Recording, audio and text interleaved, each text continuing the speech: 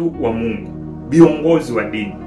Nazungumza na viongozi wa Waislamu, nazungumza na viongozi wa Wakristo. Bakini kuzalisha wanasiasa walio bora, na hao wanasiasa mtakao wazalisha wakienda huko mabungeni, wakienda huko kwenye uwaziri, wakienda huko kwenye nyumba 10 sijui wenye kiti, kwenye udiwani, kwa sababu mmewazalisha pasipo kufungamana na vyama watakaoenda kuingia huko, kwa sababu wapo ambao wameteuliwa hivyo. Sasa wakienda huko wakafanya mambo yaliyo kinyume, ninyi ndio mmewatengeneza huku, kuanzia huku chini kwenye imani, kwenye misingi ya haki. Wakienda huko wakafanya kinyume, sasa viongozi wa dini mnakuwa na mamlaka ya kujitokeza kukemea chochote kile kwa hawa mlio watengeneza, kwa sababu ninyi hamfungamani na chama chochote. Lakini ninyi hao mnaosema tunatafuta amani sijui na nini sijui kanisa tunakemea amani, mnawezaje kukemea amani wakati nyinyi viongozi wa dini wenyewe mmejipenyeza humo kwenye vyama, mmefungamana na chama fulani? Kwa sababu unapoingia kwenye chama kuna sheria. Ukienda kujiunga kwenye chama chochote unakuta kuna sheria zake, kuna protokoli zake. Kwa hiyo wewe kama mchungaji mwenye principle, mwenye msingi, hauwezi ukafika hatua ya kuingia kwenye kile chama haujakubaliana na ile miundo ya kile chama. Kwa mfano kama CCM, ukienda kuingia CCM lazima ukute kwenye CCM pale kuna katiba ya CCM, kwamba mwanachama wewe utakiwa kuzungumza hiki, unatakiwa hiki, unatakiwa hivi. Kwa hiyo ukizingatia, kwa sababu haya ni protokoli za uendeshaji wa siasa za kiulimwengu, kuna mambo ambayo hayakubaliki zaidi. Kwa hiyo utajikuta hata wewe mwenyewe kupitia zile sheria, kwa sababu inakulazimu ingie mle, na kwa sababu imani yako inabidi kuna wakati mwingine uikanyage imani yako uingie kwenye ukubaliane na ile katiba. Na ndio maana nikasema waacheni hawa vijana ambao wanakwenda, waliochaguliwa special katika kanisa, katika msikiti, katika chochote, waende wakafanye mambo ya siasa. Lakini sisi kama viongozi wa dini tubaki na mamlaka ya kulea taifa kuwa katika msingi, katika usawa wa haki, kulea hivi vyama, kulea amani. Lakini shida iliyopo, tunataka pesa, tunataka umaarufu, tunataka hela. Na ndio maana hapa tulipofika. Kwa nini utekaji hamna? Kwa nini tunasimama watu wengi? Maaskofu wapo wengi, wachungaji wako wengi, mashehe wako wengi. Kwa nini hawajitokezi kusema hakuna utekaji, hakuna nini? Kwa nini wako chini kwa chini? Kwa sababu unaweza ukagundua kwamba ukimya huu, hawa wanakula chini kwa chini, huenda pamoja na wanachama fulani, huenda na viongozi fulani, huenda na watu fulani. Kwa hiyo unaona kuna ukimya, hakuna anaweza kusimama. Kwa nini? Hakuna anayeweza kuvunja katiba kama kuna kiongozi ambaye ameenda kushirikiana na chama, amefungamana na chama chochote ambacho kimempa katiba. Kwa hiyo viongozi wa dini, ninatoa ushauri. Kinachofanya kwenye taifa viongozi wa dini mkose mamlaka ndicho hicho. Viongozi wa dini hawataki kufungamana na chama chochote, ndio watapata uwezo, watabakia na mamlaka ya kukemea chochote kinachotokea kwenye siasa, chama chochote kinachokuwa kinyume, kwa sababu viongozi wa dini kama walezi wa hivi vyama, kwa sababu wanawalea kutafuta haki. Hakuna kitabu chochote cha dini kinachosema watu wasitendewe haki. Sababu viongozi wa dini kazi yao ni kutafuta amani na haki katika vyama vyote, na kuangalia nani katika chama anafanya kinyume. Yeye kiongozi wa dini anasimama, anasema no, hatapiga kelele hata damu inamwagika. Sasa na kumalizia na huu mfano, nimeona hapa kuna huyu mtumishi wa Mungu Sheikh Dr. Sue. Mimi nilikuwa nashangaa sana. Kuna mantiki mada unapokuwa unaziangalia, unakuja kugundua huyu mbona anaongea hivi kana kwamba anaegemea upande fulani. Sasa leo ndio nimekuja kugundua kwamba Dr. Sule ni mwanachama wa CCM na huyu ni shehe, ni kiongozi wa dini. Ndio maana nikasema kiongozi yoyote wa dini hatakiwi kufungamana na chama chochote kama alivyofanya Dr. Sule na wengine ambao sijawaona katika vyama. Ukiwa kiongozi wa dini, Ukristo ama Uislamu, utakiwi kufungamana na chama chochote. Nje na hapo utatudanganya huku nyuma. Kwa sababu katiba ya CCM inakuzuia wewe, kuna vitu, mipaka mingine ambayo sio changamana na imani yako na misingi ya imani na mipaka na kitabu cha hivyo. Lazima upate kunielewa. Katiba ya kila chama, iwe CCM iwe Chadema, kwa kama kiongozi wa dini yoyote ukafungamana na chama chochote, lazima ukubaliane na katiba. Kumbuka sasa hizi katiba za vyama vimetengenezwa kiudunia dunia. Kwa kuna mahala pengine lazima uvunje miko yako ya kuwa kiongozi wa dini ili uwe katika chama. Sasa kama jambo litatendeka katika chama cha CCM ama chama cha Chadema katika ubaya, unawezaje kujitokeza ukaenda kinyume na katiba yako? Kama sio kutuongopea huku, wananchi watakuwa wanapata shida huku, lakini wewe unalimitiwa na chama kwa sababu umeshaga ingia kwenye nini? Kwenye umefungamana na chama fulani cha Chadema au cha CCM. Kwa ndo maana najaribu kufundisha hapa na kusema viongozi wa dini ni walezi wa vyama vyote vya jamii. Kazi yao ni kuzalisha wanasiasa waende kule, lakini wakienda kule hao wakitenda kinyume kule, kwa sababu kiongozi wa dini kazi yako ni kuzalisha, niwe ni kama kiwanda kinazalisha wabunge, kinazalisha mawaziri. Kwa hiyo kama hujafungamana na chama chochote, ukiona mtu ambaye umemlea wewe kama msimamizi wa hivi vyama vyote, ukiona mtu ameenda kinyume katika haki ya utendaji wa jamii, kwa sababu kazi ya kiongozi wa dini ni kutetea haki, mtu asionewe, ubaya usitokee kwa watu wengine. Sasa wewe kwa sababu ufungamana na chama chochote, unasimama na kusema hapana waziri, hiki kitu sicho. Hiyo mamlaka sasa ndio utakuwa nayo. Hapana wabunge, hiki sicho. Hapana bunge la juzi, unakemea. Hapana waziri mkuu, hapana rais, hiki sicho. Kwa hiyo unakuwa haufungamani na chochote. Lakini kama kiongozi yoyote wa kidini ambaye huku kwa waumini wake atazungumza bla bla bla bla, lakini akienda kule anakuwa ni mwanachama amefungamana na chama fulani, kukatokea jambo la kitaifa ambalo likaleta mgogoro ndani ya vyama, linaonekana kana kwamba liko kwenye chama alipo ama kwenye chama cha Chadema ama chama cha CCM, kunaonekana kama kuna mambo hayako sawa kwenye jamii, anakosa power ya kujitokeza hadharani kutetea jambo la kijamii ambalo lingeweza kuleta muunganiko na amani, kwa sababu amejifungamanisha.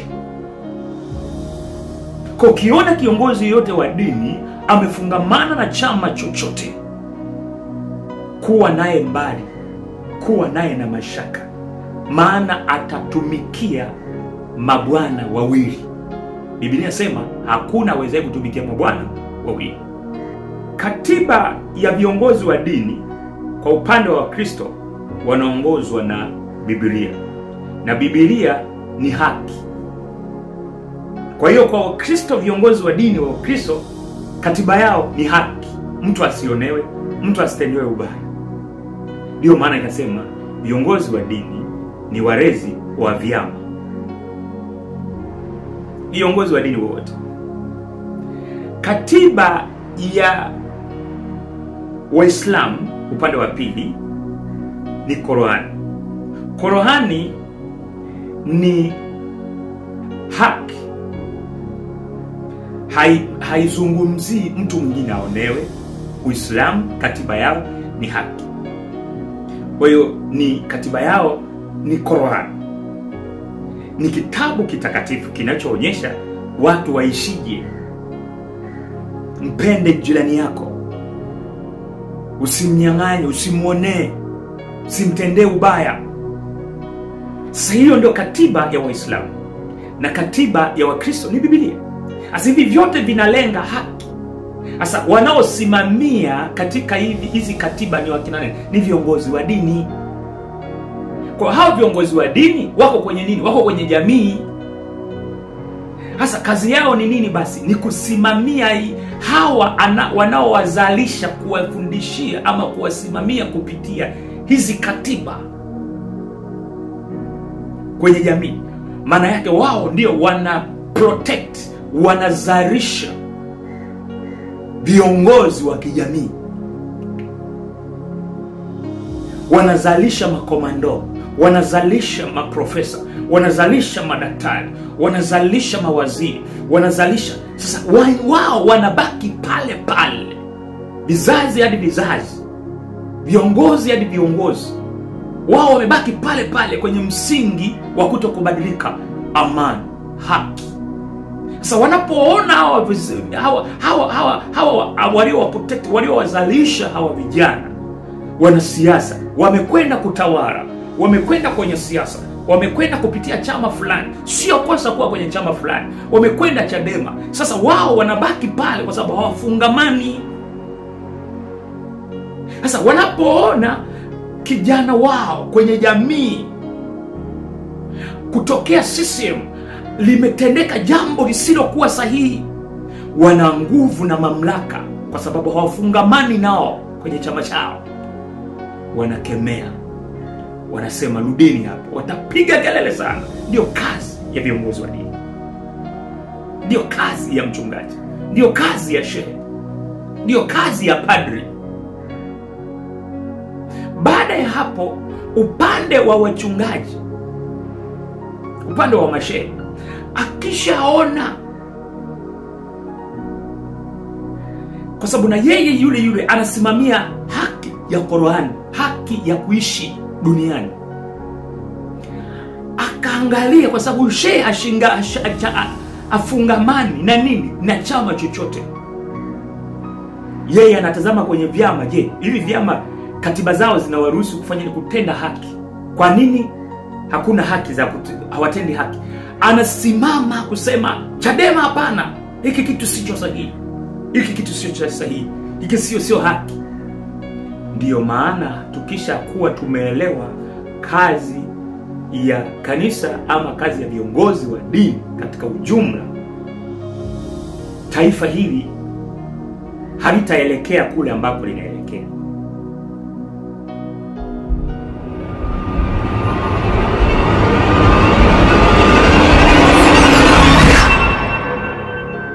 Shalom, Bwana Yesu asifiwe sana. Wana na binti za Mungu, ninakusalimu katika Yesu Kristo wa Nazareti.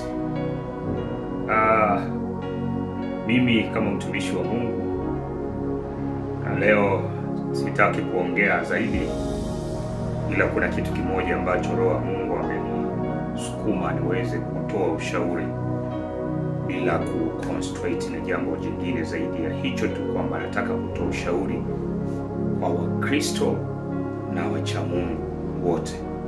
Hapa nataka kuongea sasa kwa hekima tu, uweze kunisikiliza kama mtumishi wa Mungu kwa dakika chache tu. Biblia inaeleza juu ya watumishi wa Mungu katika Agano la Kale, jinsi ambavyo tunaona walikuwepo wakina Yohana ambao waliokatwa vichwa.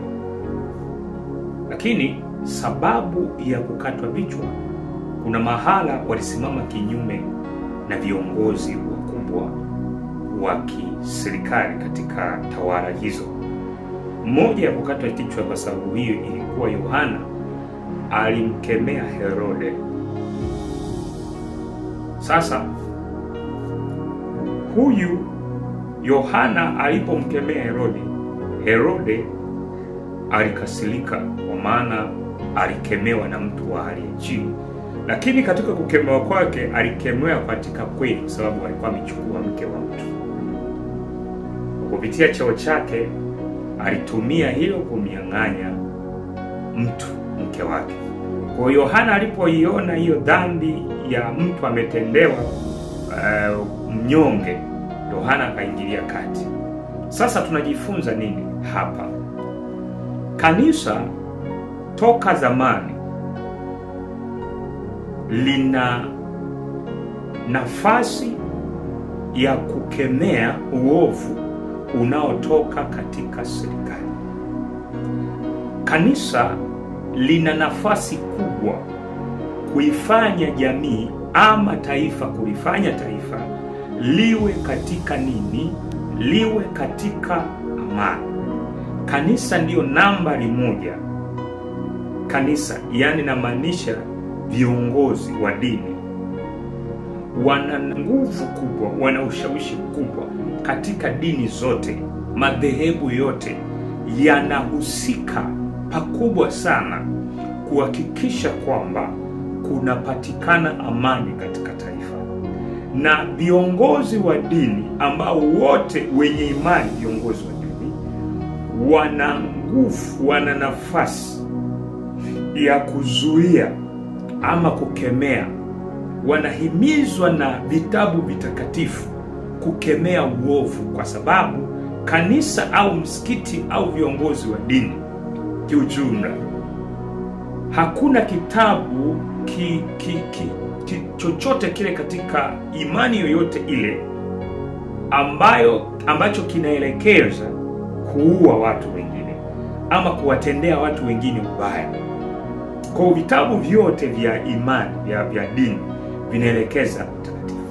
Sasa ndio maana kanisa la zamani likiwakilishwa na akina Yohana waliweza kusimama na kumkemea mfalme Herode, na Herode aliweza kukasirika, na matokeo yake ya kukemewa, Herode alikasirika, Yohana alikatwa kichwa.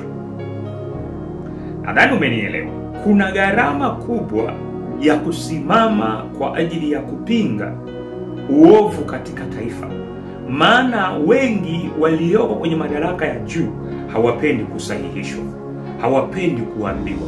Na kwa sababu hawapendi kuambiwa, maana yake utarajia wewe ambaye umepewa nafasi hiyo ya kutokuangalia uovu unatendeka, kutendewa watu ubaya, kutendewa watu kitu ambacho sio kizuri, na wewe ukakemea. Kwa hiyo tarajia kuwa watu hao huwa wanakasirika.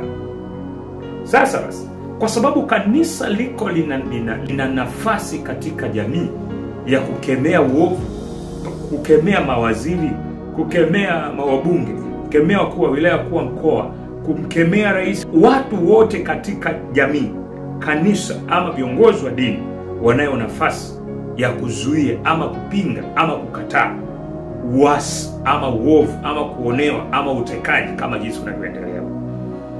Kwa hiyo ndio nafasi iliyopo.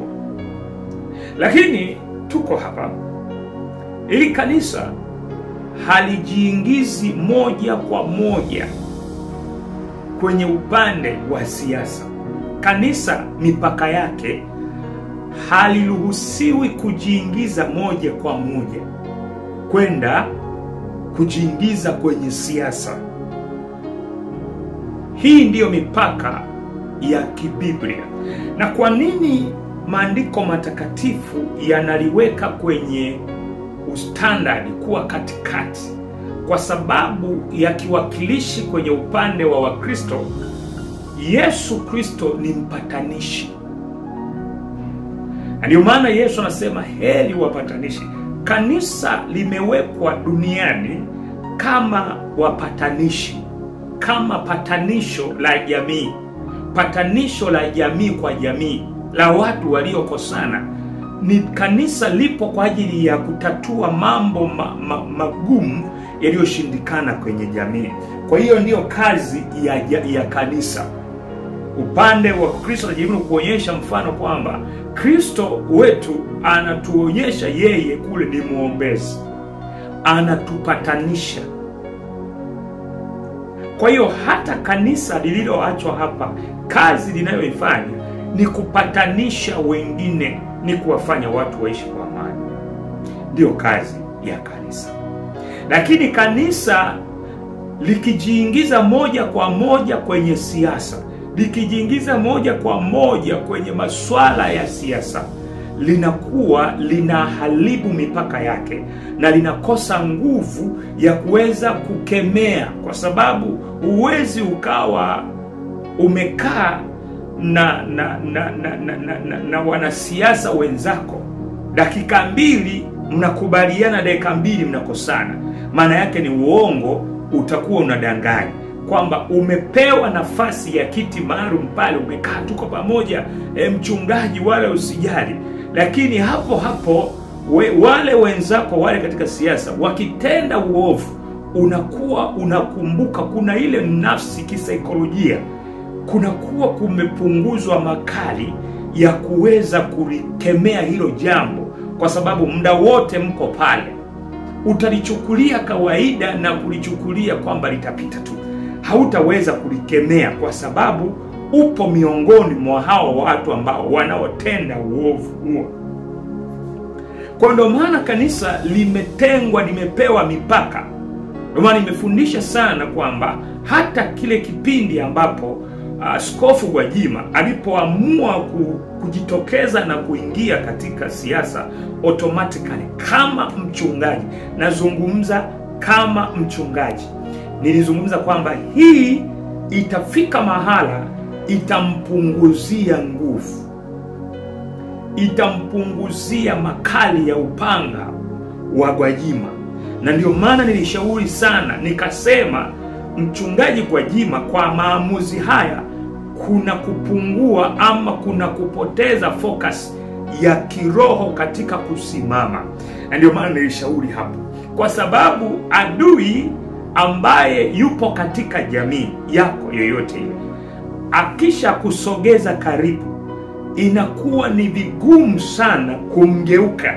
Na siku utakapoamua kumgeuka, anaweza kukuchakaza jirahisi, anaweza kukufanyia mambo mabaya, anaweza kukushambulia kiurahisi, anaweza kukufanyia chochote kile, kwa sababu yeye ndiye amekupa mamlaka, yeye ndiye amekupa kazi, yeye ndiye amekuwa, yeye ndio kiongozi wako.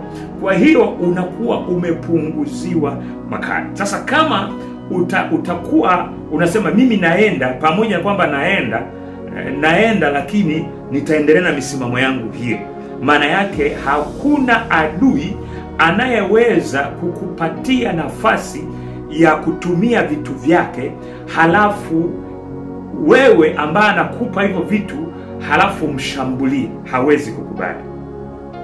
Yaani umpinge, hawezi kukubali. Hawezi kukubali. Kwa hiyo lazima upate kuelewa, hauwezi ukampinga shetani ikiwa umekubaliana na matakwa yake, halafu ukasema mimi simtaki shetani, lakini huku unapokea rushwa yake, unapokea pesa yake, unapokea mshahara wake, unapokea hongo zake, unapokea marupurupu yake, halafu unasema mimi sikubaliani na wewe, wakati akikupa hela unapokea. Maana yake huyu atakuadabisha tu na atakufanya ujikute uko pabaya sana. Kwa ndio maana kanisa kiujumla halishauriwi kujiinvesti moja kwa moja kwa njia ya kisiasa. Maana kupitia kujiinvesti moja kwa moja, kanisa linakosa power la kujitegemea, ile mamlaka yake yenye nguvu kuliko serikali. Unajua kanisa lina nguvu kuliko serikali. Kanisa lina uwezo, yani dini ama imani ina nguvu. Waumini wa madhehebu yoyote, wa imani yoyote, ninapomaanisha dini ama imani ama kanisa, nataka nikwambie kwamba kuna nguvu na mamlaka kwenye jamii kuliko serikali. Kwa hiyo kanisa limepewa mamlaka kubwa ya utukufu. lina uwezo wa kusimama kukemea uovu ndani ya kanisa, lakini lina impact ya kuweza kusimama pia uovu kwenye jamii, linaweza kukemea. Kwa ndio maana ya kanisa likaamua yani Biblia inajaribu kuliweka kanisa liwe kama mpatanishi. Sasa nataka nikukumbushe, siasa sio mbaya kuingia, lakini kwa mtu wa Mungu aliyechaguliwa kuwa special kwa ajili ya mwakilishi wa mbinguni. Ukishaitwa mchungaji, una mipaka. Wewe upo kwa ajili ya kuzalisha wanasiasa. Nisikilizeni vizuri hapa mpate kunielewa. Ukiisha kuwa mpakwa mafuta wa Bwana, umepewa mpaka, umekuwa chombo cha Bwana, umekuwa sauti ya Mungu ambayo inaweza ikazungumza muda wowote kanisani, na inaweza ikazungumza muda wowote kwa cheo cha askofu, uchungaji hauna mipaka section yoyote, ili mradi kumetokea jambo ambalo lililo kinyume, una uwezo, kwa sababu kazi ya mchungaji ni kukemea uovu. Kazi ya mchungaji ni kuzuia dhambi. Kazi ya mchungaji ni kupatanisha. Hakuna kazi nyingine aliyopewa. Sasa kama kazi ya mchungaji ni kuja hapa kuleta watu waachane na uovu, waishi katika mwenendo mzuri, sasa kunafanyika nini? Maana yake kinachofanyika, unakuwa na vyeo, una mamlaka kwa kupitia lile vazi la kanisa kukemea chochote kile kwenye taifa lako. Ukiwa mchungaji, wewe ni zaidi ya askofu. Ukiwa mchungaji, wewe ni zaidi ya mwanasiasa. Yaani namaanisha waziri, au wewe ni zaidi ya mbunge, wewe ni zaidi ya watu wote katika jamii, katika vyeo. Una nafasi hiyo kubwa kwa sababu wewe mamlaka yako inagusa kuleta upatanisho kwenye jamii. Kwa hiyo kanisa linapokuwa limejiingiza kwenye siasa, lazima kuna mgongano. Lazima linashindwa kutumia nafasi yake, linashindwa kutumia mamlaka yake, linashindwa kutumia upanga wake vizuri. Lakini siasa sio kwamba kanisa halipaswi kufanya siasa, isipokuwa ninazungumzia wapo watu Mungu aliowachagua duniani special kwa ajili ya kuwafanya kuwa na utendaji wa siasa. Lakini ukishaitwa mpakwa mafuta, wewe ni mzalishaji wa vipawa. Wewe ni mchungaji ambaye unachunga kuzalisha vipawa kadha wa kadha ndani ya kanisa. Utazalisha wa bunge, utazalisha wanasiasa kuwa mawaziri, utazalisha wanasiasa kuwa madiwani, utazalisha wanasiasa kuwa marais.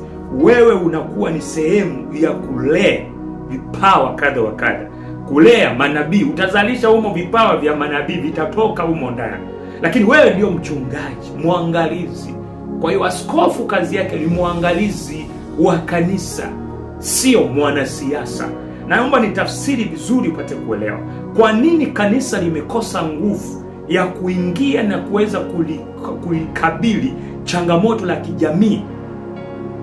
Kwa nini kanisa, kwa nini viongozi wa dini wamekosa nguvu ya kukabiliana na changamoto za kijamii ama za kisiasa, kuzikabili, kuzikemea, kuinuka kwa mamlaka, kuzikemea kwa kama kanisa? Ni kwa nini?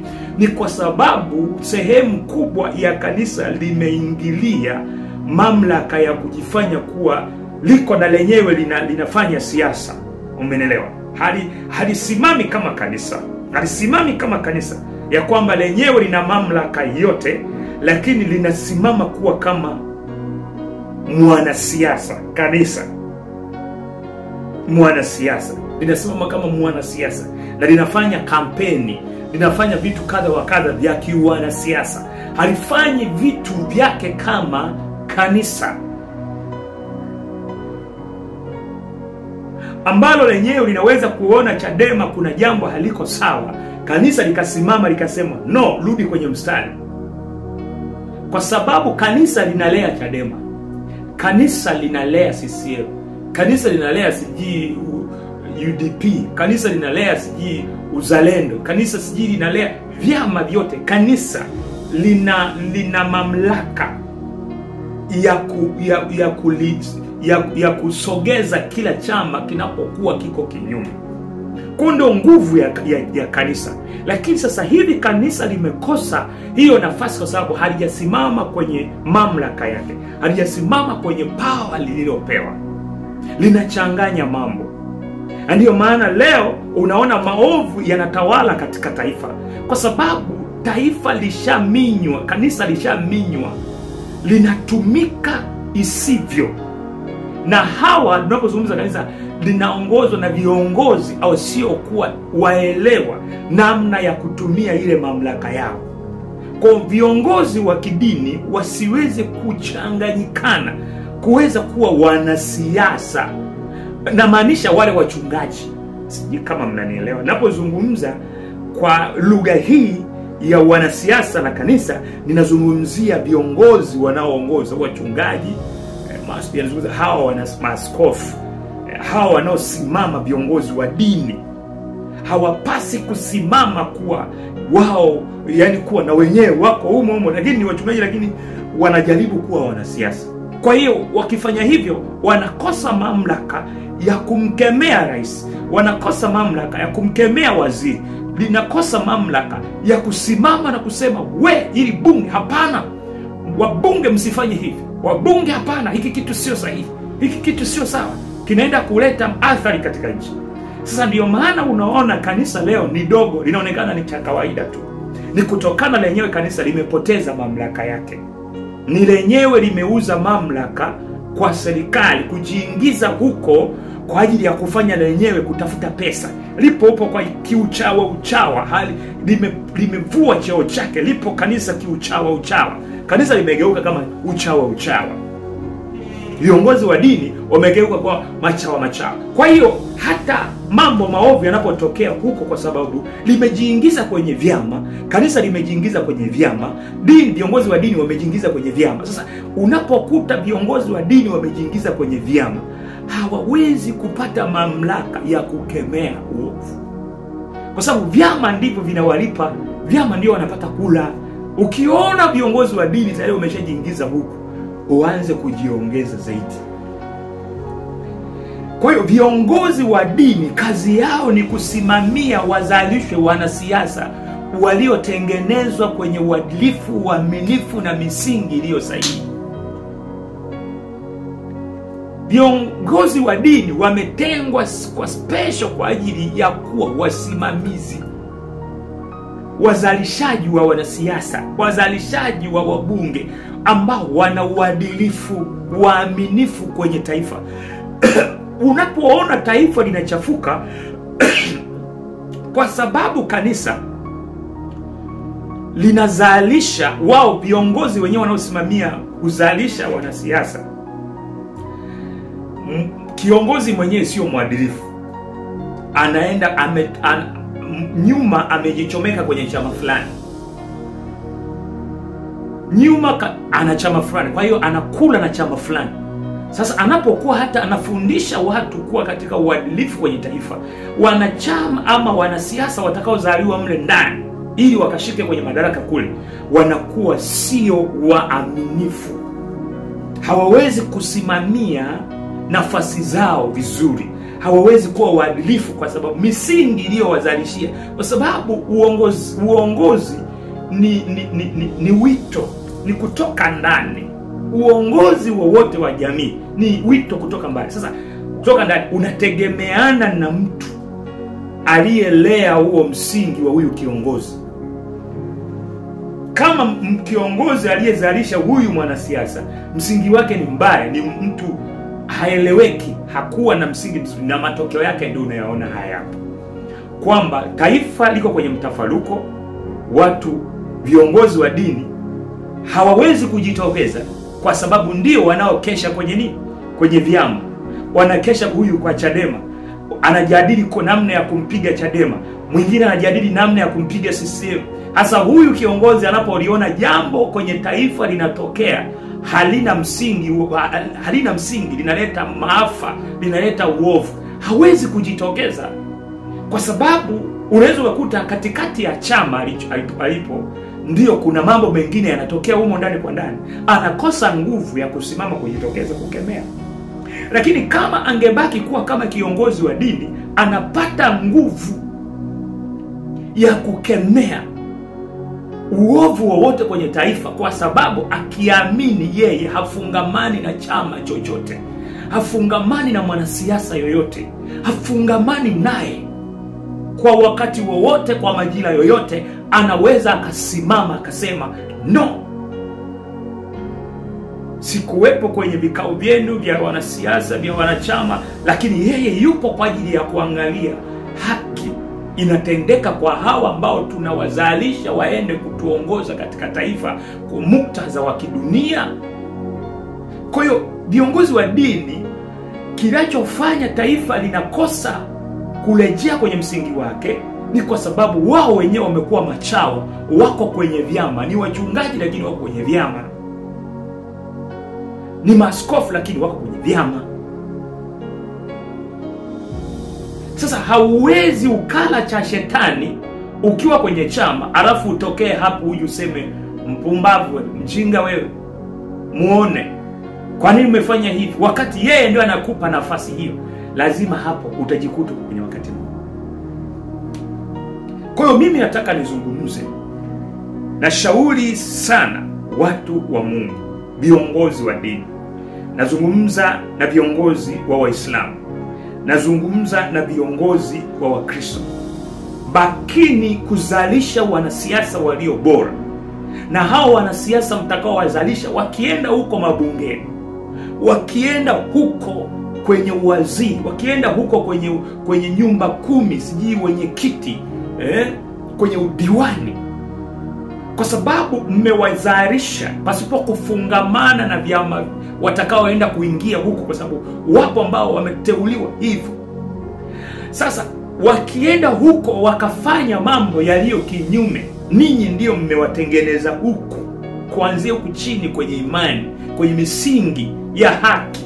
Wakienda huko wakafanya kinyume, sasa viongozi wa dini mnakuwa na mamlaka ya kujitokeza kukemea chochote kile kwa hawa mlio watengeneza, kwa sababu ninyi hamfungamani na chama chochote. Lakini ninyi hao mnaosema tunatafuta amani, sijui na nini, sijui kanisa tunakemea amani, mnawezaje kukemea amani wakati nyinyi viongozi wa dini wenyewe mmejipenyeza humo kwenye vyama, mmefungamana na chama fulani? Maana yake ni kama haiwezekani, yani mtu ujipinge mwenyewe, haiwezekani. Kwa sababu unapokuwa wewe ni mchungaji, uingie hapo kwenye chama halafu uone jambo, ni kama unajipinga. Kwa sababu unapoingia kwenye chama kuna sheria. Ukienda kujiunga kwenye chama chochote, unakuta kuna sheria zake, kuna protokoli zake. Kwa hiyo wewe kama mchungaji mwenye principle, mwenye msingi, hauwezi ukafika hatua ya kuingia kwenye kile chama haujakubaliana na ile miundo ya kile chama. Kwa mfano kama CCM, ukienda kuingia CCM, lazima ukute kwenye CCM pale kuna katiba ya CCM, kwamba mwanachama wewe utaki kuzungumza hiki, unatakiwa hiki, unatakiwa hivi. Kwa hiyo ukizingatia, kwa sababu haya ni protokoli za uendeshaji wa siasa za kiulimwengu, kuna mambo ambayo hayakubaliki zaidi. Kwa hiyo utajikuta hata wewe mwenyewe kupitia zile sheria, kwa sababu inakulazimu ingie mle, na kwa sababu imani yako inabidi kuna wakati mwingine uikanyage imani yako uingie kwenye ukubaliane na ile katiba. Na ndio maana nikasema waacheni hawa vijana ambao wanakwenda, waliochaguliwa special katika kanisa, katika msikiti, katika chochote, waende wakafanye mambo ya siasa. Lakini sisi kama viongozi wa dini tubaki na mamlaka ya kulea taifa kuwa katika msingi, katika usawa wa haki, kulea hivi vyama, kulea amani. Lakini shida iliyopo tunataka pesa, tunataka umaarufu, tunataka hela. Na ndio maana hapa tulipofika. Kwa nini utekaji hamna? Kwa nini tunasimama watu wengi? Maaskofu wapo wengi, wachungaji wako wengi, mashehe wako wengi. Kwa nini hawajitokezi kusema hakuna utekaji, hakuna nini? Kwa nini wako chini kwa chini? Kwa sababu unaweza ukagundua kwamba ukimya huu, hawa wanakula chini kwa chini, huenda pamoja na wanachama fulani, huenda na viongozi fulani, huenda na watu fulani. Kwa ndio unaona kuna kaukimya. Hakuna anaweza kusimama. Kwa nini? Hakuna anayeweza kuvunja katiba kama kuna kiongozi ambaye ameenda kushirikiana na chama, amefungamana na chama chochote ambacho kimempa katiba. Kwa hiyo viongozi wa dini, ninatoa ushauri. Kinachofanya kwenye taifa viongozi wa dini mkose mamlaka ndicho hicho. Viongozi wa dini hawataki kufungamana na chama chochote. Ndio watapata uwezo, watabakia na mamlaka ya kukemea chochote kinachotokea kwenye siasa, chama chochote kinachokuwa kinyume, kwa sababu viongozi wa dini kama walezi wa hivi vyao, sababu wanawalea kutafuta haki. Hakuna kitabu chochote cha dini kinachosema watu wasitendewe haki. So viongozi wa dini kazi yao ni kutafuta amani na haki katika vyama vyote, na kuangalia nani katika chama anafanya kinyume. Yeye kiongozi wa dini anasimama, anasema, hatapiga kelele hata damu inamwagika. Sasa nakumalizia na huu mfano. Nimeona hapa kuna huyu mtumishi wa Mungu Sheikh Dr. Sule. Mimi nilikuwa nashangaa sana. Kuna mantiki mada unapokuwa unaziangalia, unakuja kugundua huyu mbona anaongea hivi kana kwamba anaegemea upande fulani. Sasa leo ndio nimekuja kugundua kwamba Dr. Sule ni mwanachama wa CCM na huyu ni shehe, ni kiongozi wa dini. Ndio maana nikasema kiongozi yoyote wa dini hatakiwi kufungamana na chama chochote kama alivyofanya Dr. Sule na wengine ambao sijawaona katika vyama. Ukiwa kiongozi wa dini, Ukristo ama Uislamu, utakiwi kufungamana na chama chochote. Nje na hapo utatudanganya huku nyuma. Kwa sababu katiba ya CCM inakuzuia wewe, kuna vitu, mipaka mingine ambayo sio changamana na imani yako na misingi ya imani na mipaka na kitabu cha hivyo. Lazima upate kunielewa. Katiba ya kila chama, iwe CCM iwe Chadema, kwa kama kiongozi wa dini yoyote ukafungamana na chama chochote, lazima ukubaliane na katiba. Kumbuka sasa hizi katiba za vyama vimetengenezwa kiudunia dunia. Kwa kuna mahala pengine lazima uvunje miko yako ya kuwa kiongozi wa dini ili uwe katika chama. Sasa kama jambo litatendeka katika chama cha CCM ama chama cha Chadema katika ubaya, unawezaje kujitokeza ukaenda kinyume na katiba yako? Kama sio kutuongopea huku, wananchi watakuwa wanapata shida huku, lakini wewe unalimitiwa na chama kwa sababu umeshaingia kwenye nini? Kwenye umefungamana na chama fulani cha Chadema au cha CCM. Kwa ndio maana najaribu kufundisha hapa na kusema viongozi wa dini ni walezi wa vyama vyote vya jamii. Kazi yao ni kuzalisha wanasiasa waende kule, lakini wakienda kule hao wakitenda kinyume kule, kwa sababu kiongozi wa dini kazi yako ni kuzalisha. Niwe ni kama kiwanda kinazalisha wabunge, kinazalisha mawaziri. Kwa hiyo kama hujafungamana na chama chochote, ukiona mtu ambaye umemlea wewe kama msimamizi wa hivi vyama vyote, ukiona mtu ameenda kinyume katika haki ya utendaji wa jamii, kwa sababu kazi ya kiongozi wa dini ni kutetea haki, mtu asionewe, ubaya usitokee kwa watu wengine. Sasa wewe kwa sababu ufungamana na chama chochote, unasimama na kusema hapana waziri, hiki kitu sicho. hiyo mamlaka sasa ndio utakuwa nayo. Hapana wabunge, hiki sicho. Hapana bunge la juzi, unakemea. Hapana waziri mkuu, hapana rais, hiki sicho. Kwa hiyo unakuwa haufungamani na chochote. Lakini kama kiongozi yoyote wa kidini ambaye huku kwa waumini wake atazungumza bla bla bla bla, lakini akienda kule anakuwa ni mwanachama amefungamana na chama fulani, kukatokea jambo la kitaifa ambalo likaleta mgogoro ndani ya vyama, linaonekana kana kwamba liko kwenye chama alipo, ama kwenye chama cha Chadema ama chama cha CCM, kunaonekana kama kuna mambo hayako sawa kwenye jamii, anakosa power ya kujitokeza hadharani kutetea jambo la kijamii ambalo lingeweza kuleta muunganiko na amani, kwa sababu amejifungamanisha. Kwa kiona kiongozi yote wa dini amefungamana na chama chochote, kuwa naye mbali, kuwa naye na mashaka, maana atatumikia mabwana wawili. Biblia inasema hakuna awezaye kutumikia mabwana wawili.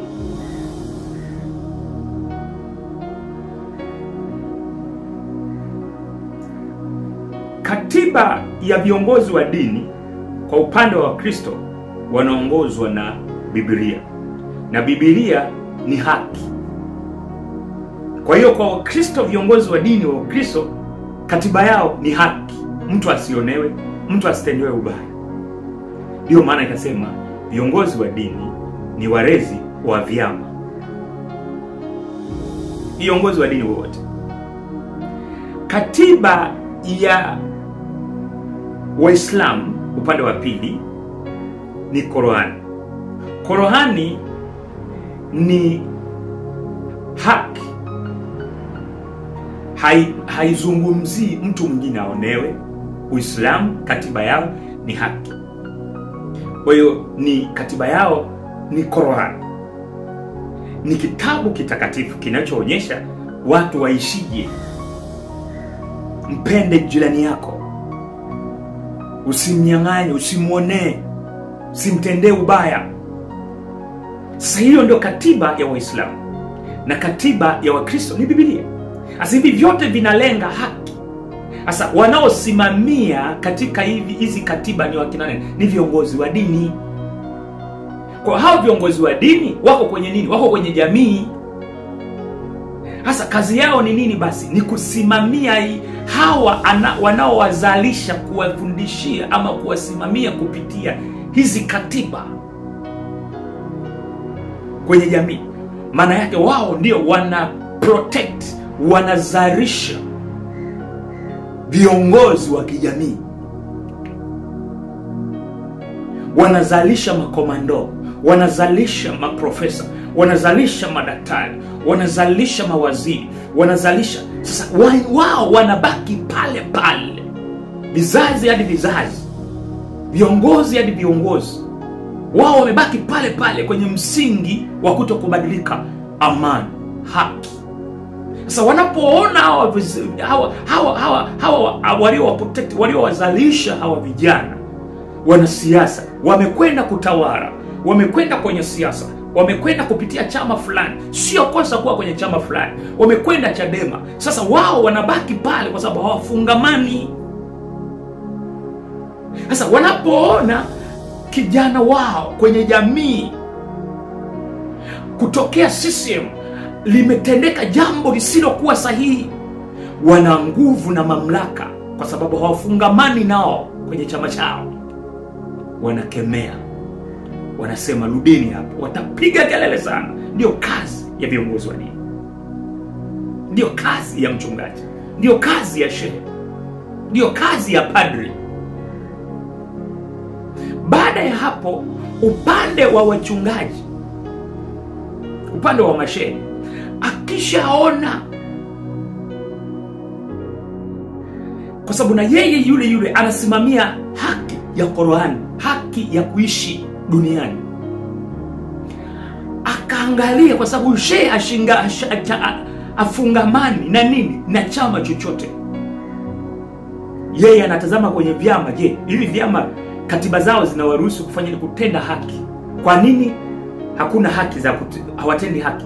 Anasimama kusema Chadema hapana, hiki kitu sio sahihi. Hiki kitu sio sahihi. Hiki sio haki. Ndiyo maana tukisha kuwa tumeelewa kazi ya kanisa ama kazi ya viongozi wa dini katika ujumla, taifa hili halitaelekea kule ambako linaelekea.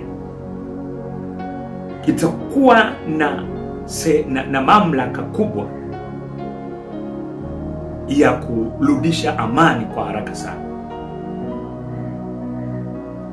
Lakini kama viongozi wa dini watafungamana na nani? Na vyama, hakuna nguvu itakayopatikana. Na ndiyo maana nikwambie kitu kimoja. Alipotokea Gwajima akafungamana na chama cha CCM, uliona mabadiliko. Wewe mwenyewe ni shahidi. Nguvu ile ya mwanzo ya kusimama kusema hivi ilikosekana. Kwa sababu sio rahisi. Katiba inakuzuia, kuna mambo fulani ya kuzuia, kuna mambo kadhaa ulishajisacrifice, ushaapa. Umekula kiapo. Umekubaliana. Na ukienda kinyume hata Mungu mwenyewe anakuona unakosea kwa sababu mmekubaliana. Mungu ni wa maagano. Mungu anazingatia maagano. Mmekubaliana kutekeleza jambo fulani kitaifa, kikatiba ya kitaifa, lakini wewe umeivunja kwa sababu zako za msingi. Kwa nini usingebaki kuwa kule ambako ulikuwa unataka kufungamana? Mungu mwenyewe anakushangaa. Kwa Gwajima mwenyewe alipoteza nguvu. Asa ni kwa nini amekuja kurudi kwa mara nyingine hapa? Taifa lisingeweza kuanza kupambana hivi kwa sababu wale wanachama wenzao wamekasirika. Kwa sababu ndani yake, kwa nini huyu amefungamana na sisi, anajua siri zetu na nini, amejitokeza yeye mwenyewe kuanza kutuchapa. Ndio maana hapo Gwajima, kwa sababu alifungamana na vyama, ndio maana sasa amegeuka. Anataka rudi kwenye nafasi ile ya kwake ya kusimama kama kiongozi fulani ambaye hafungamani na chochote. Lakini kuna vipi kwenye misingi na maadili ya vyama au chama? Maana yake kuna vitu havitakuwa sawa. Hata kama atabaki kwenye njia ile ya kusema kama mwananchi, lakini kuna kitu kimepunguzwa. Maana yake atakuwa kama adui. Ataonekana kuwa kama adui kama anavyoonekana sasa hivi. Kwa mimi ushauri wangu kama mtumishi wa Mungu, ni vizuri tukaridhika kukaa tukiwa tunatambua nafasi zetu sisi kwenye jamii kama viongozi wa dini. Haturuhusiwi kufungamana na chama chochote. Haturuhusiwi na Biblia kufungamana na chama chochote. Lakini tunaruhusiwa kukubaliana na mchakato wa siasa.